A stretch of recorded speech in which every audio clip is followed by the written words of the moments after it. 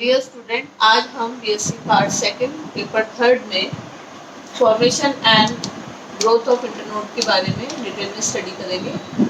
इसमें हम देखते हैं कि किसी भी वेस्कुलर प्लांट के अंदर प्लांट में उसके दो पार्ट्स होते हैं।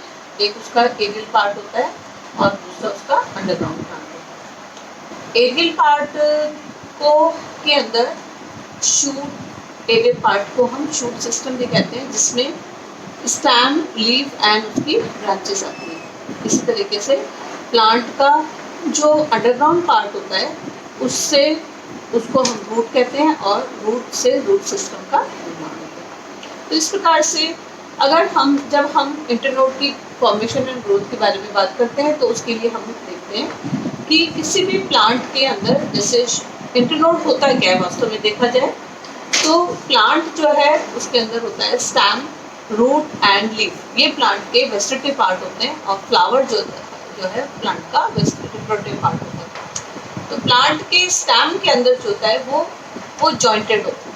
प्लांट जॉइंटेड, स्टेम जो है जॉइंटेड है और जॉइंटेड प्लांट के अंदर प्लांट जॉइंटेड है क्योंकि वो नोड्स और इंटरनोड्स में बटा हुआ है। प्लांट की स्टेम के अंदर जो नोड्स होती हैं उसी नोड्स पर लीफ बनेगी और ब्रांचेस बनती हैं और दो नोड्स के बीच का पोर्शन जो होता है वो इंटरनोड कहलाता है। इसी इंटरनोड की फॉर्मेशन एंड ग्रोथ के बारे में हम स्टडी करेंगे। इसको समझने के लिए हम देखते हैं किसी भी यंग प्लांट के अंदर जो उसका अपेक्स जो होता है उस अपेक्स पर जो होता है उसका एपिकल ग्रोइंग पॉइंट प्रेजेंट होता है। इसी एपिकल ग्रोइंग पॉइंट पर एपिकल मेरिस्टम प्रेजेंट होता है और अगर हम जब शूट की बात करते हैं तो वो कौन सा है, शूट अपेक्स होता है। और शूट अपेक्स जो है उस शूट अपेक्स के का जो ये पार्ट है वो शूट अपेक्स जो है वो लीफ प्राइमोर्डिया शूट अपेक्स से ही जो ये शूट अपेक्स जो होगा इस शूट अपेक्स से ही लीफ प्राइमोर्डिया और उसके नीचे इंटरनोड का विकास होता है। जैसे डायग्राम में दिख रहा है कि ये क्या है, एपिकल ग्रोइंग पॉइंट है और इस एपिकल ग्रोइंग पॉइंट के साथ यहाँ पर ये क्या है, लीफ प्राइमोर्डिया प्रेजेंट होते हैं और लीफ प्राइमोर्डिया के साथ ही एक्सिलरी बर्ड है और एक्सिलरी बर्ड के साथ में ये वाला जो पोर्शन जो है नीचे ये दोनों पोर्शन जो है वो इंटरनोड कहलाता है। तो तने का वो भाग जहाँ पर से पत्तियां और उसकी अन्य अतिवृद्धियां निकलती हैं वो पार्ट तो कहलाता है नोड और दो नोड के बीच का पोर्शन स्टेम का वो पार्ट क्या कहलाएगा, इंटरनोड कहलाता है। अलग अलग प्लांट की जो जैसे स्पीशीज के अंदर हर स्पीशीज के अंदर नोड जो है वो उसकी लंबाई में वेरिएबिलिटी होती है, वेरिएशंस होते हैं, अलग अलग टाइप्स के होते हैं। कई जगह हम देखते हैं कि प्लांट के अंदर इंटरनोड बिल्कुल नहीं होता, बहुत ही छोटा होता है, तो वहाँ पर पत्तियां हमको ऐसे लगती है कि वो नोड के ऊपर ही एक ग्रुप गुच्छे के रूप में पाई जाती है। इसको हम क्या कहते हैं, रोजेट फॉर्म कहते हैं। तो जैसे लीफ शूट सिस्टम में शूट अपेक्स हो गया, लीफ प्राइमोर्डिया से घिरा हुआ है और उसी से शूट अपेक्स से लीफ प्राइमोर्डिया और इंटरनोड का निर्माण होगा। जहाँ पर नोड इंटरनोड बहुत ही छोटे हैं तो वहाँ पर ऐसा लग रहा है कि नोड के ऊपर ही जो है लीफ जो होती है वो एक गुच्छे के रूप में पाई जाती है। उस स्टेज को हम रोजेट फॉर्म कहते हैं। लेकिन इसके साथ साथ दूसरी भी कई ऐसी प्लांट की स्पीशीज रहते हैं जहाँ पर इंटरनोड जो होता है वो इलोंगेटेड होते हैं। इस प्रकार से पादप की लंबाई में और जब इलोंगेट होंगे तो वो प्लांट जो होगा वो जैसे रोजेट है तो रोजेट फॉर्म में प्लांट की ग्रोथ जो लंबाई होगी वो कम होगी क्योंकि वहाँ पर इंटरनोड बिल्कुल ही छोटे या नहीं के बराबर है। जबकि इलोंगेटेड प्लांट होगा तो जितना प्लांट में जो इंटरनोड इलोंगेटेड होंगे तो वो प्लांट की वो उसकी ग्रोथ को प्रोवाइड करेंगे, उसकी लंबाई से वो विविधता पाई जाएगी। और इस प्रकार से कई बार हम देखते हैं कि स्तंभ का जो शीर्ष होता है शूट अपेक्स जो है पर लीफ जो प्राइमोर्डिया होते हैं, जैसे हम देखते हैं ये लीफ प्राइमोर्डिया है और पॉइंट जो होते हैं लीफ प्राइमोर्डिया के पास में क्या होगा, लीफ डेवलप होगी। तो लीफ प्राइमोर्डिया और लीफ प्राइमोर्डिया जब एक दूसरे के बहुत पास स्थित होते हैं वहाँ का पर्व जो होता है वो बहुत ही छोटा होता है और वो कई जो डिफरेंट जोन्स में विभाजित नहीं होता। लेकिन जहाँ पर इंटरनोड बड़े होंगे वहाँ पर जो होगा वो जोनेशन में बटा हुआ रहेगा और उसके अलग अलग जोन्स पाए जाएंगे। इस प्रकार से शाखाओं के अंदर प्लांट की जो मतलब किसी भी प्लांट की ब्रांचेस की जो भी प्राथमिक ग्रोथ जो होती है वो इलॉन्गेशन के कारण ही होती है। इस क्रिया के लिए हम देखते हैं कि इंटरनॉड का इलॉन्गेशन के कारण ही जो इंटरनॉड का इलॉन्गेशन है वो मेरिस्टम पर डिपेंड करता है। और मेरिस्टम भी कौन सा होगा? इंटरकैली मेरिस्टम। हम इस लेक्चर से पहले वाले चैप्टर में प्रीवियस लेक्चर में हम पढ़ चुके हैं कि मेरिस्टेमिक जोन में कोई भी मेरिस्टेमिक टिश्यू जो है एपिकल मेरिस्टम, इंटरकैली मेरिस्टम और लिटरल मेरिस्टम में बटा हुआ रहता है। तो intercalary meristem mainly elongation of internodes के लिए उत्तरदायी होता है। इस प्रकार से हम देखते हैं कि जो इंटरकैलरी मेरिस्टम है वो एपिकल मेरिस्टम का ही पार्ट होता है और जैसे जैसे प्लांट की मैच्योर हो जाता है वो साथ साथ में इंटरकैलरी मेरिस्टम से अलग हो जाता है। इस प्रकार से पहले तने के अंदर नोड्स सबसे पहले परिपक्व होती है, पहले परिपक्व मैच्योर होंगी तथा जो इंटरकैलरी मेरिस्टम होगा वो कहीं भी पर्व में जब नोड्स डेवलप होगी तो इंटरकैलरी मेरिस्टम उस जगह पे क्या होगा, उस जगह से वो इंटरकैलरी मेरिस्टम किसी आगे इंटरनोड के अंदर लोकलाइज हो जाता है। शुरू में तो जब इंटरनोड की ग्रोथ देखी जाती है तो इंटरनोड की ग्रोथ जो होगी वो विभाजित होती है, मेरिस्टेमिक होती है। लेकिन जैसे जैसे प्लांट का परिवर्तन, जैसे स्टार्टिंग के अंदर अभी स्टार्ट ही हुआ है तब ऐसी स्टेज में तो इंटरनोड जो होगा वो मेरिस्टेमिक होगा। संपूर्ण पर्व जो होता है वो मेरिस्टेमिक होता है। लेकिन जैसे जैसे परिवर्तन डेवलपमेंट शुरू होता है तो परिवर्तन के साथ साथ पर्व का भाग भी परिपक्व होने जाता है और उस स्थिति में किसी भी इंटरनोड में हम अलग अलग स्टेजेस देखते हैं। तो जैसे ये यंग लीफ है, ये मेरिस्टेमिक जोन है। मेरिस्टेमिक जोन के साथ साथ अब हम कह रहे हैं कि शुरू में तो वो मेरिस्टेमिक होता है और जैसे जैसे उसका परिवर्तन होगा उसमें मैच्योरेशन शुरू हो जाता है। तो प्रारंभ में विभाजित हुआ और फिर परिवर्तन हुआ और परिवर्तन के साथ अवस्थाएं देखी गई। इस प्रकार से हम देखते हैं कि मैक्सिमम प्लांट्स के अंदर इंटरकैलरी मेरिस्टम की जो कोशिकाएं जो होती है वो उनमें शुरुआती स्टेज के अंदर क्या होगा, उनमें कम डिफरेंशिएशन पाया जाता है। लेकिन कम डिफरेंशिएशन वाला वो क्षेत्र जो होता है कभी कभी मिडिल साइड में होगा या ऊपरी भाग में ही पाया जाता है।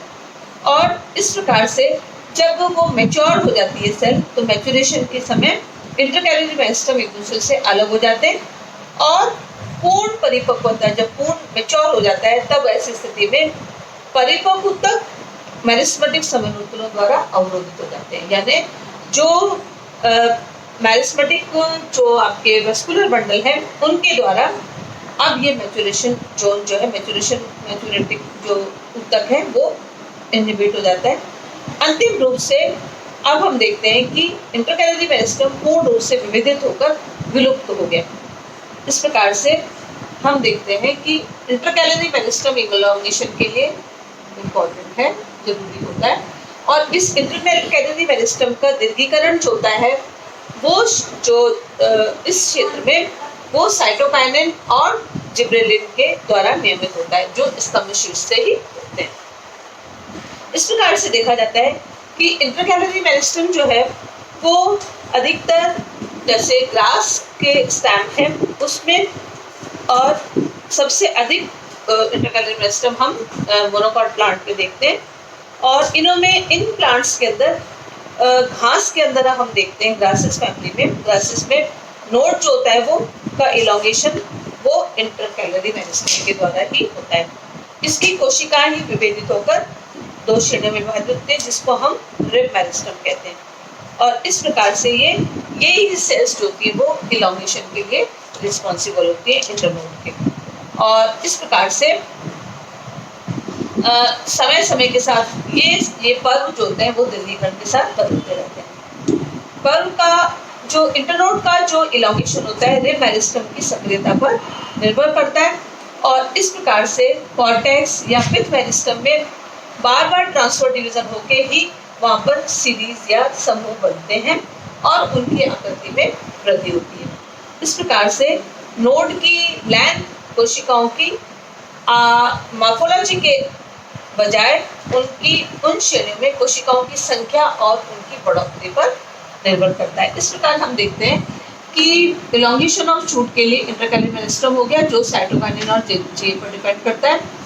एक्टिविटी ऑफ रिब मेरिस्टम के कारण ही इलोंगेशन होता है और ये कई प्रकार से दीर्घीकरण की जब हम इलोंगेशन की क्रिया समझते हैं उसकी को समझने के लिए कई एनाटॉमिक्स ने कुछ अपने रेफरेंसेस दिए थे। उसके अकॉर्डिंग फर्स्ट है वेटमोर और गैरिसन के अकॉर्डिंग जब इन्होंने हेलियंथस एनस पर और सेरेंगा वल्गैरिस पर रिसर्च की, इनके अकॉर्डिंग इन्होंने बताया कि जो नोड का जो निर्माण होता है या परिवर्तन जो होता है वो में जैसे या तो नोड डेवलप हुआ और फिर या उसका डेवलपमेंट हुआ।